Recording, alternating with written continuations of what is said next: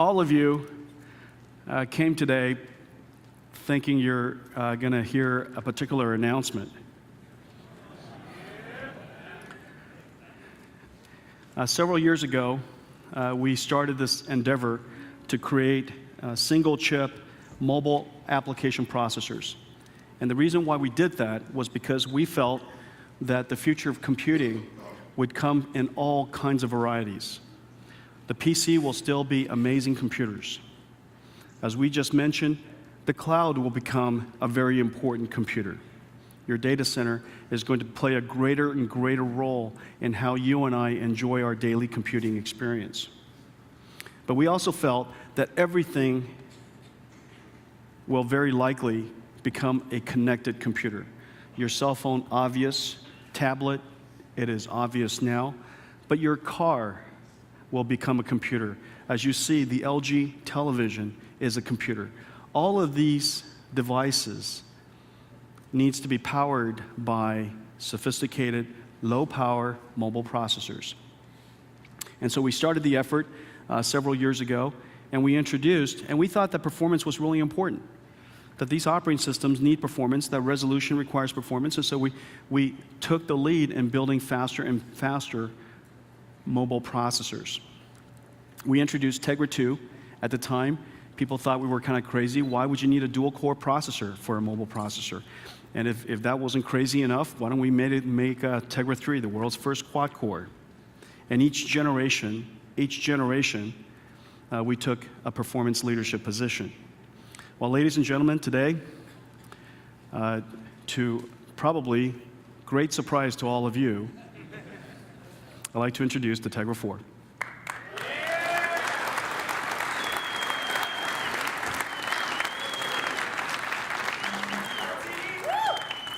Tegra 4 is nearly the worst kept secret. And the reason for that is because we had to start talking to our customers about it, and the enthusiasm became so great around its introduction that specs of Tegra 4 floated everywhere. And we immediately received quite a bit of questions.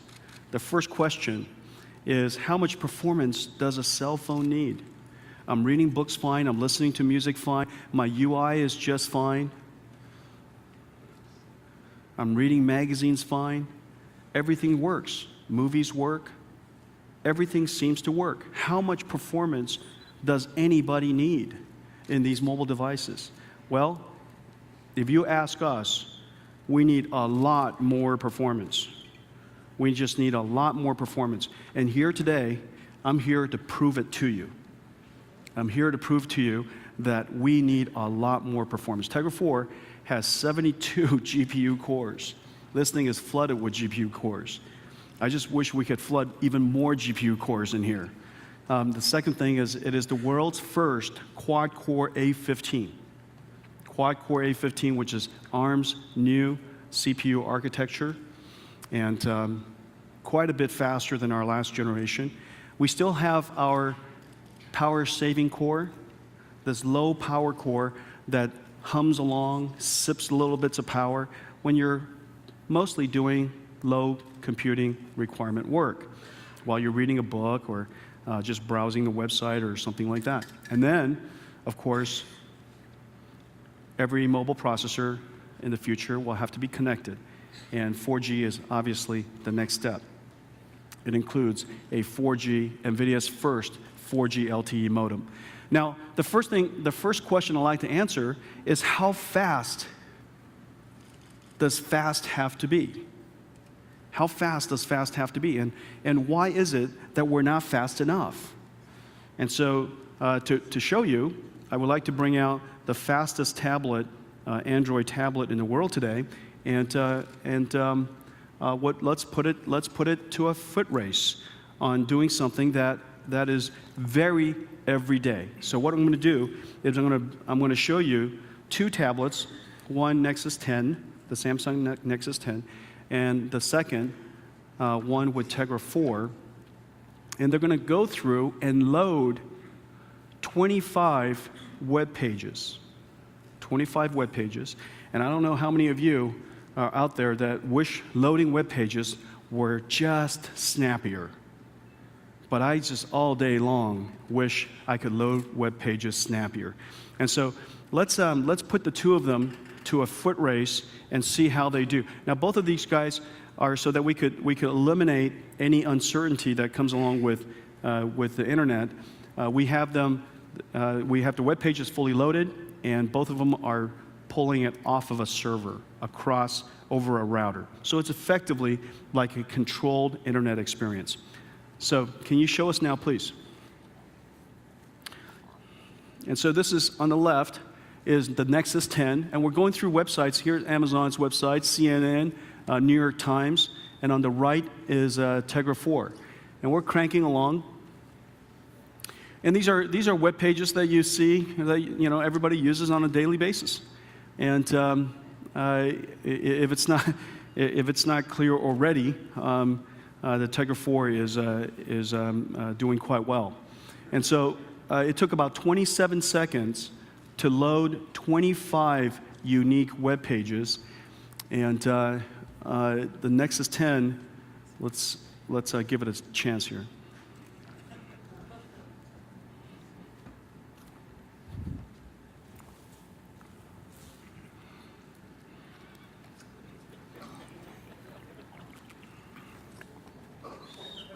Okay, there you go.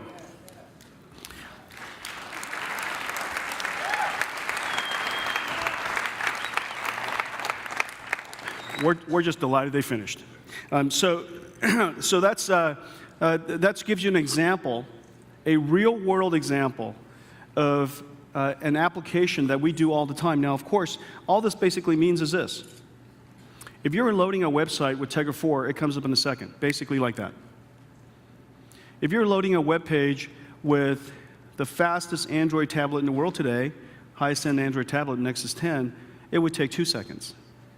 Now, frankly, I think 1 second is it's twice as fast as 2 seconds. And if I'm going through web page after web page after web page, 2 seconds really is something that I would like to improve. There's so many other tablets we can compare to, and I won't torture us with all of those. But Tegra 4 is the fastest application processor, fastest mobile processor in the world today. And if you compare it to iPad 4, which is an incredibly fast CPU, it also has the benefit that every web page in the world is becoming optimized for the tablet. And even then, we're able to beat the iPad. Nexus 10 is the next fastest one, and then the Qualcomm 8064 Droid DNA behind that, and then Kindle behind that. And so relative to a high-end HD tablet today, Tegra 4 is somewhere between, an Android tablet about 2 times faster to about 3.5 times faster. Now the question is well, gosh, that's one application. It's a very large application, no doubt, but it's one application. One of the things that I've always loved, and I wish we would have created this technology for our summer vacation. Over the holidays, for our kids' graduation, we took Spencer and Madison to Europe.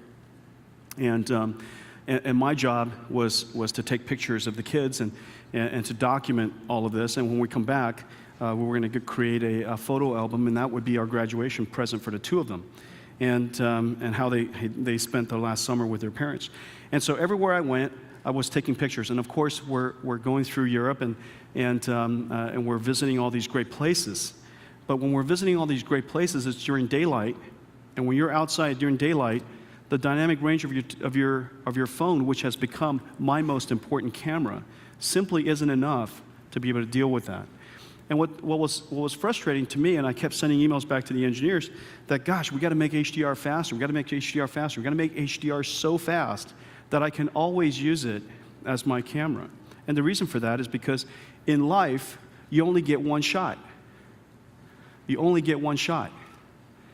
There are so many experiences where we only get one shot. And because our camera is now our phone is now our most important camera, the ability to capture that magical moment comes and goes.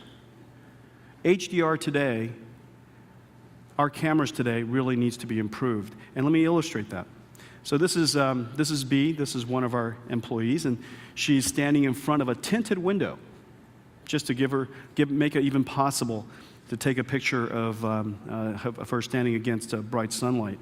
She's standing against a tinted window, and obviously you look. She's perfect. She looks beautiful, and she's well taken. It's a nice camera. This is the iPhone 5. However, you can't really tell what the outside is. It's completely washed out.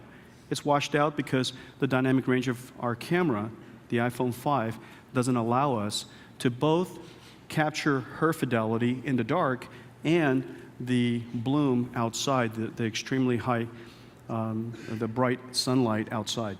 And so you could solve this problem by focusing on the outside. And this is what you get. Now you realize that you're in Las Vegas, but unfortunately, B has disappeared. And thankfully, there's a great new technology. This great new technology is called HDR. HDR works on most of the superphones today. They all have some kind of capabilities around HDR. And with an HDR shot, this is what you get. Quite frankly, it's a nice photograph. It's a nice photograph. She's very beautiful. She's standing in front of the palms, and everybody knows that she is enjoying a trip in Vegas. Now, she goes outside, and she's standing out in the middle of the sun, and as you could see, all of a sudden, everybody behind her is washed out. Still a very nice picture. The sky's gone, the building's gone, and apparently some alien is walking just behind her. And so her boyfriend says, well, I have the technology for that. I have the technology for that.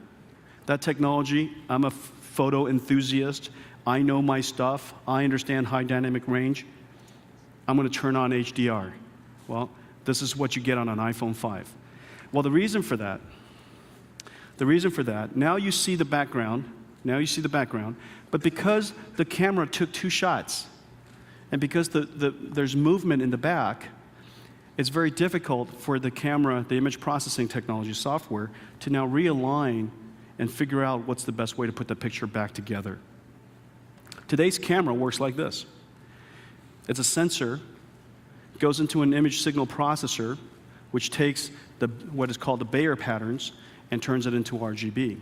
In the process, it enhances the image quality, extracts the lumens, extracts the chroma, and reconstructs what looks like to you a JPEG image.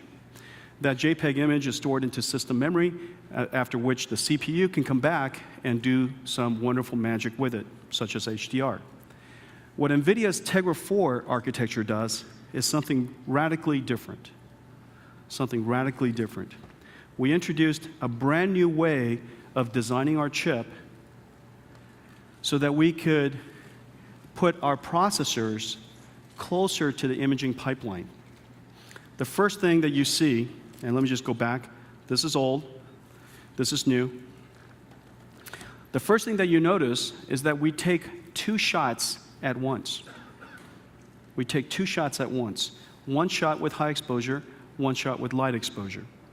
Then the first thing that we do is we dump it into this computational photography engine sitting in system memory.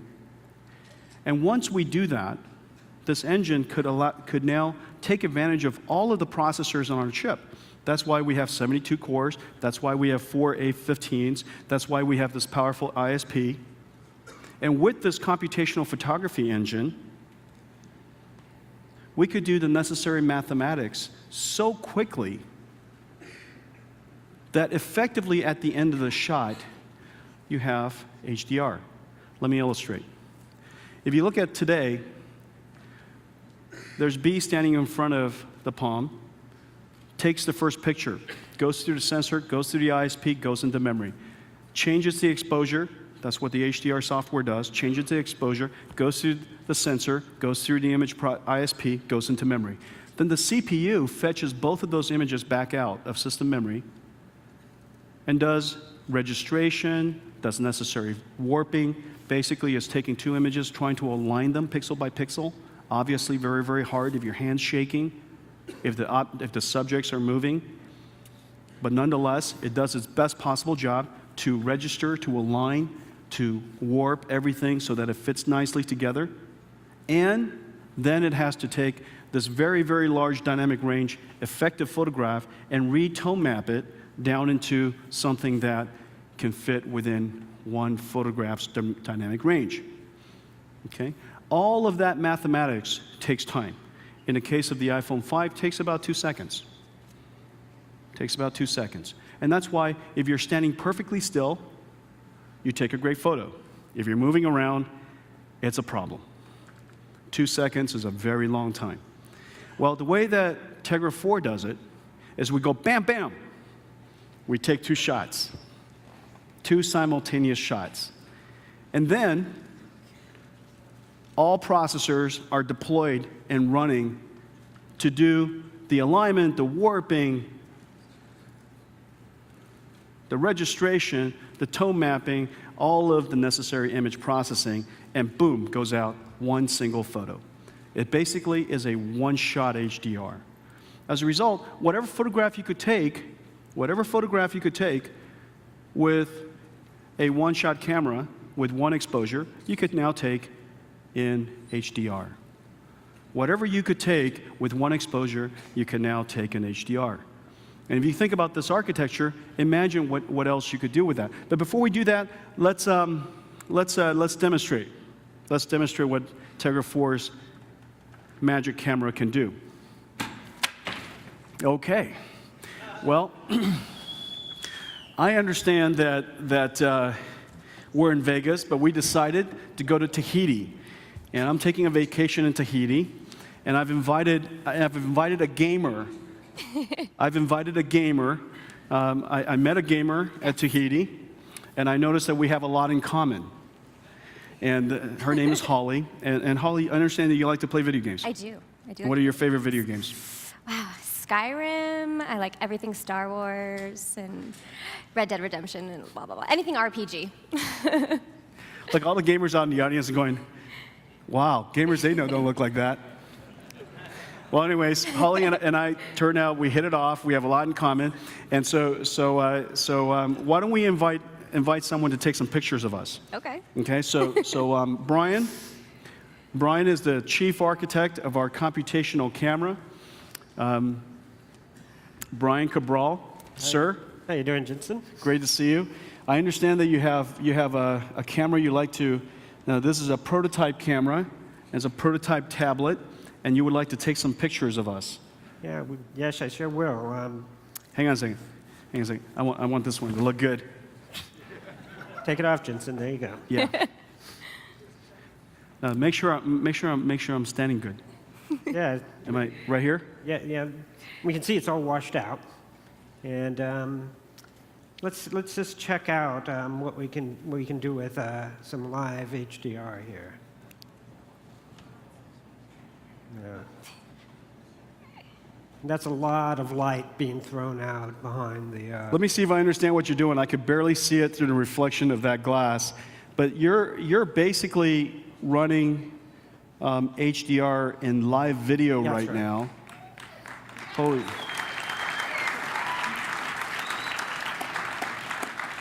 All that computation that Jen-Hsun was talking about. Wow, that's pretty amazing. So you're running in live video, and you're doing HDR on, let's see, on the right side of the audience, I guess. Left side. Your left side. My okay. left side. Yeah. I'm talking about their left side. So let's take a picture. Okay. So real. All right, I'm going to try to look good. Come here, Holly. Hang on a second. Come here. Let's get This one we keep. Are you good there? Yeah. All right, let's check it out. Thank you. Let's check that out. Yeah. Holly turned out good. Let's check it out. You zoom in. Yeah, there you go. Could you focus it? Yeah, there you go. Wow. That's a keeper for your vacation. Wow. Okay, so let's see what happened here. Basically, without HDR, the background is completely blown out. But with or we could focus in on us, or we could focus in on the background, but unless otherwise we would be underexposed. With this one-shot HDR, Brian was able to keep HDR running all the time, and he could do it while video's running, and he could take a single shot. And gosh, every shot from now on is going to be beautiful, and we can keep our memories forever. Yeah, it's instant. It's always on. That far less than a second. That's fantastic. Thank you. Thank All right, you, Brian. Harley. Congratulations. Thank you. Thank you. Harley. Thank you.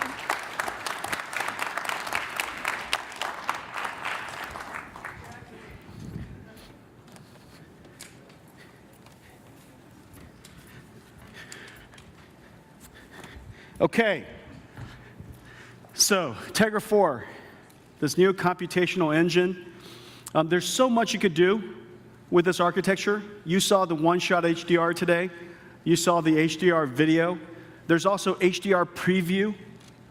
It doesn't record it, munch on it for a while. It's recording, it's previewing all in HDR. But one of the things that is really fantastic, you probably didn't pick it up. Because we're doing everything at the software and hardware layer inside our chip, what comes out of the chip right off the bat is HDR. What that means is every software application today just works. No modification necessary, no porting necessary. You could either decide, I would like to have HDR on all the time, and then as a result, in that particular case, it was just a Google camera that came off of Android, pure Android, and it is fully HDR'd. The other thing that we didn't have to do just now, and I don't know if he did, was to turn on the flash. When you take 2 shots, how do you know when to flash? In the particular case that we had, we took 1 shot, then the flash works again. So you could use the flash in dark environments, turn on HDR all the time, works with every single application. The future of computational photography is quite exciting. This architecture is the first implementation for us, but you could just imagine Tegra N+1, Tegra N+2 will continue to innovate around this area. Some of the things that I'm excited about in the area of computational photography is really to turn your camera into a device that can take pictures far beyond what DSLRs could do. Just as digital music players made it possible for you to enjoy music, not just in a digital way, but in a way that you couldn't enjoy with CDs, cameras will do the same thing. These cameras, with these supercomputers, if you will, behind them, will do amazing things. HDR panorama would be possible. Wouldn't it be great when my kids were taking their karate black belt tests and they were doing their final performance? I would have loved to take a strobe motion of them. When they jumped up in the air and did a triple somersault, it would be fantastic to see their flipping kicks and capture it in a strobe motion example. The high dynamic range is a picture that Spencer took this summer, and of course we could also do 3D reconstructions. You take multiple shots of an environment, reconstructs the 3D space, and as a result you can look around. One of my favorites, the ability to continue tracking an object so that it stays in focus. Really, really hard to do that with a camera today. So if you're following your kids as they're playing soccer, the odds of being able to use a camera, a digital camera, to capture an action shot, impossible. But now, with computational photography, we could create technology that makes it possible for us to capture those magical moments. Computational photography. A brand new area that Tegra 4 is going to be able to take us into. I'm super excited about it. Video games.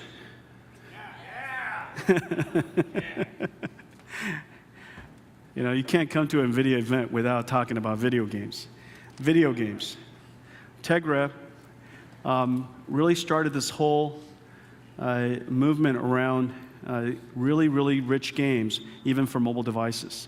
We created the store called Tegra Zone, which allows us to curate great games and make them available in an organized way and present it to gamers all over. Every single game has been optimized. Every single game has been tested rigorously so that when you download it, it just works. Whether it's Tegra 3 or Tegra 4 or Tegra 2, it just works. Our engineers have worked with the developers to take full advantage of the platform, and our engineers have worked with the developers to fully test it across all of the various devices that we're shipping.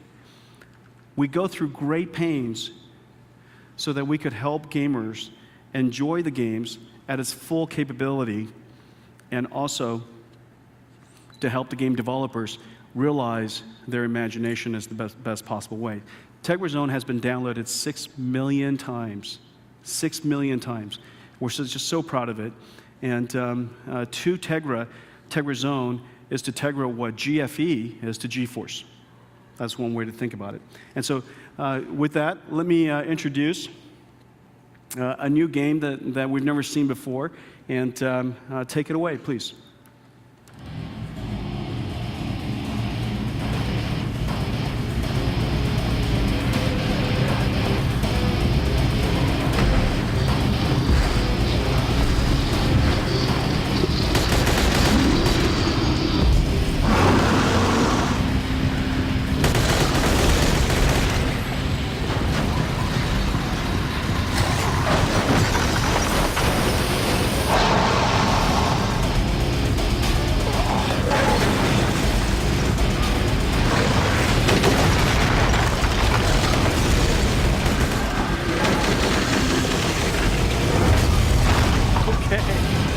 Thank you for that. Wow. I guess the Dead Trigger 2. Dead Trigger 2. I guess that middle underwear didn't help. Dead Trigger 2. Thank you very much for that. We're going to save a few. Give me a moment, okay? Give me a moment. I'm going to save a few for you. But let me finish Tegra 4. There's something that happened about 18 months ago. We met a company that was working on this really, really cool technology. And it really connected with us because we were, you know that we've been in the computer graphics industry for 20 years, our company has, and many of us have worked on computer graphics much longer than that. And we came up through the world of accelerators.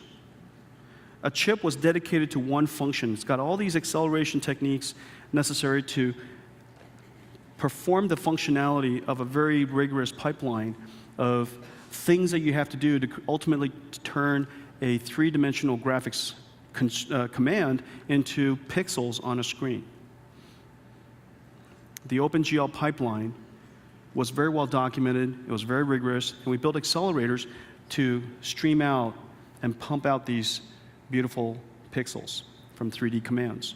Over the years, we realized that in order for us to take computer graphics further, we had to make the GPU programmable. And the reason for that is because the artists, the game developers, can't be constrained to a singular way of doing something.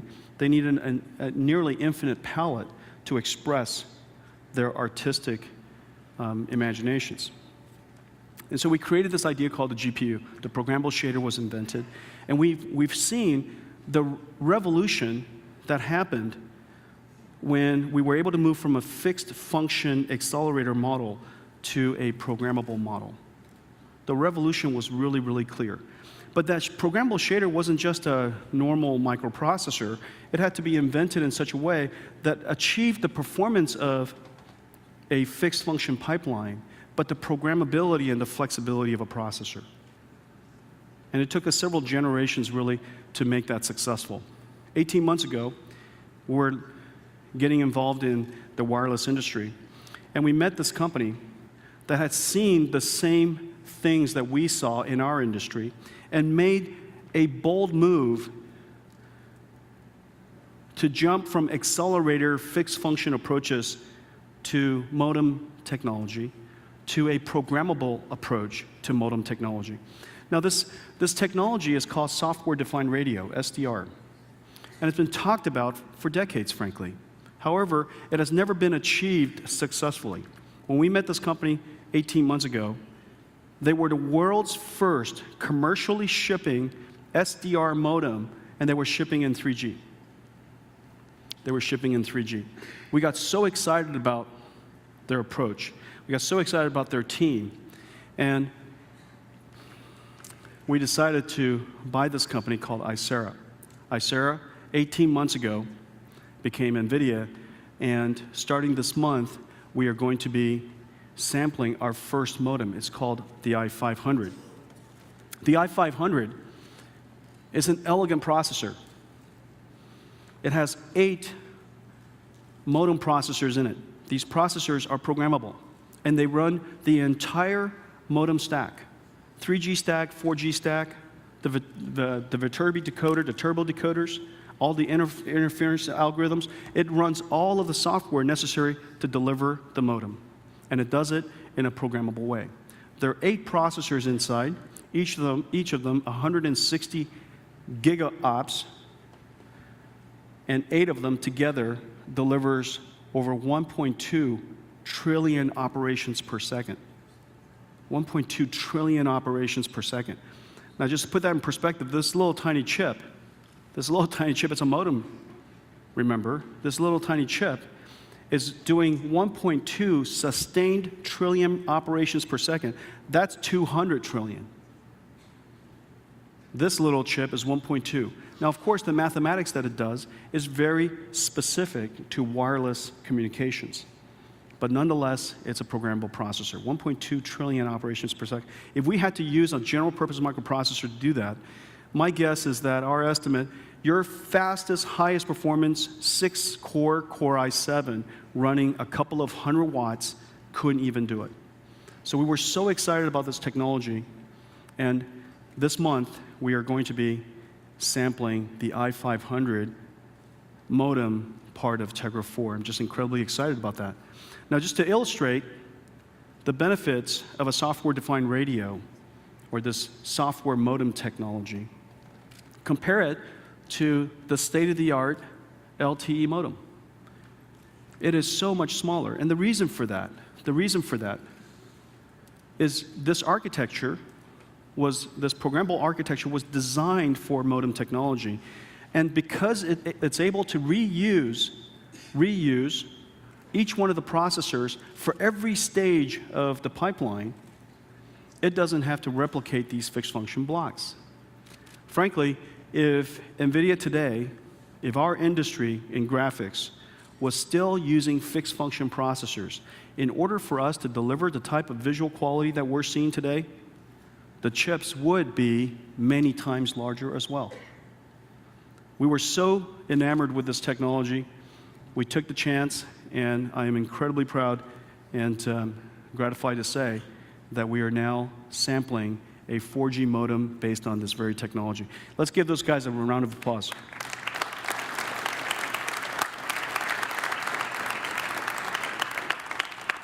Now, the benefits of this modem being small is one thing. However, don't forget, because it's a software modem, it could achieve things that a fixed function modem cannot. As you know, the world is not all the same, and every single city, every single area we're in has different capabilities for connectivity. When you're in New York City, you're trying to figure out how to reconstruct all of the beams, cellular beams, into a signal that one phone can handle. On the other hand, if you're in the Great Plains of America, you're so far away from a cell tower, you're not trying to do beam forming. There's only one beam. It's coming from about 50 miles away. You're trying to figure out how to extract this little tiny possible signal from the background noise that's always there. And so these different environments requires different types of algorithms for optimization. The benefit of this SDR, just as the benefit of GPUs, there are different things you can do that aren't possible if it was fixed function. SDR allows us to download into the processors algorithms that are optimized for different areas of interference. And we could also improve it over time. And just like software downloaded on your phone, we could use over-the-air updates to upgrade your phone. So software-defined radio, the software modem technology, really, really exciting. And so that's Tegra 4. That's Tegra 4.